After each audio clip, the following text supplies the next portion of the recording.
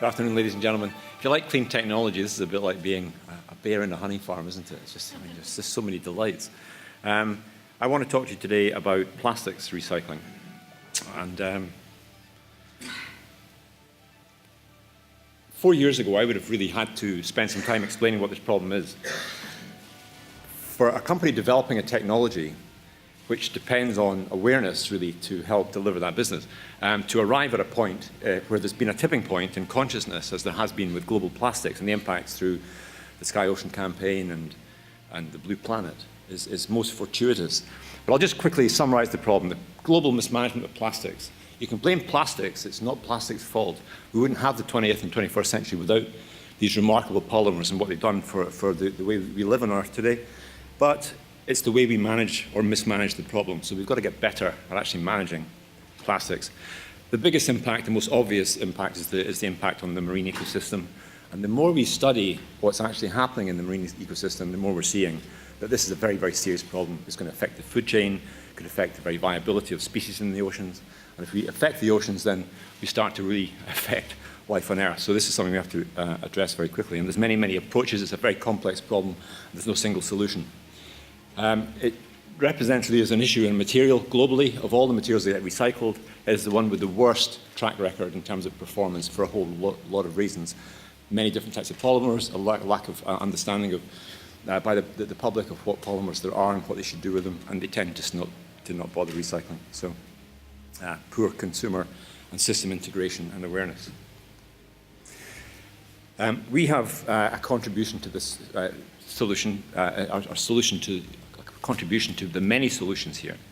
And it started in a journey about 4 years ago, going to Düsseldorf, looking for an optical separation system which would separate whole rigid plastics. You all produce whole rigid plastics from your household. And this is a very common waste stream.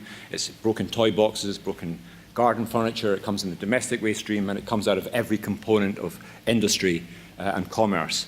It's a high volume waste stream, and it tends to end up very mixed, very difficult to separate, packaged and sent to China. And at the time of this tipping point in this global challenge with plastics, China's just closed its doors to the flows of a great volume of scrap plastic, which is causing problems across the global supply chain for plastics recycling. So we designed an optical sorting system, the first in the world, which separates components in the whole state. And that gives us a very pure separation, and it allows us to take waste products that have negative value, where we get paid to take the material from companies who do separate it or local authorities who just do separate it. At the current time, it's not being separated. It's in landfill flows and incinerator flows. And we can now take that material with a gate price and take it all the way up in a significant upstep of value to finished product ready for manufacturing.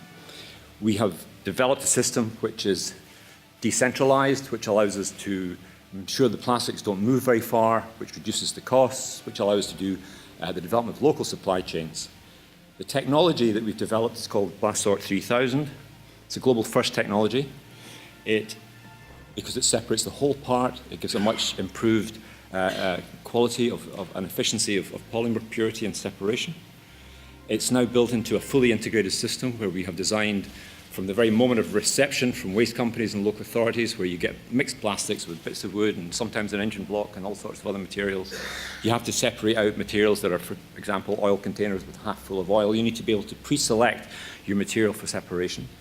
It's then singulated, presented to these optical separators, separated into polymer groups, shredded, granulated, washed, bagged, and then sold out of the door. We have a value add of about 350 to 400 pounds per tonne for polyethylene and polypropylene, and we have an exclusive UK license on this technology. The target material is ubiquitous. I just give you some graphic representations there. You'll recognize pretty much all of the things that are there. That's what our material looks like. And because it's mixed, it's been neglected, I think. Most plastic recycling comes from post-production. It's very clean polymer, or it comes from single-type polymer flows, where you get a lorry load of bread baskets, for example. Because it's mixed, it's problematic. It's baled, it's exported to Europe or to China, and there's very limited infrastructure in the UK to take this material. We estimate that the flows in the UK are between 400,000 and 1.2 million tonnes of material. Our plants are generating or supporting the recycling of 10,000 on a single shift basis, 20,000 tonnes per annum on a double shift basis. So you can do the multiples. We could have between 2 and 5, 6 plants in Scotland alone, maybe 40, 50, 60 of these plants around the UK.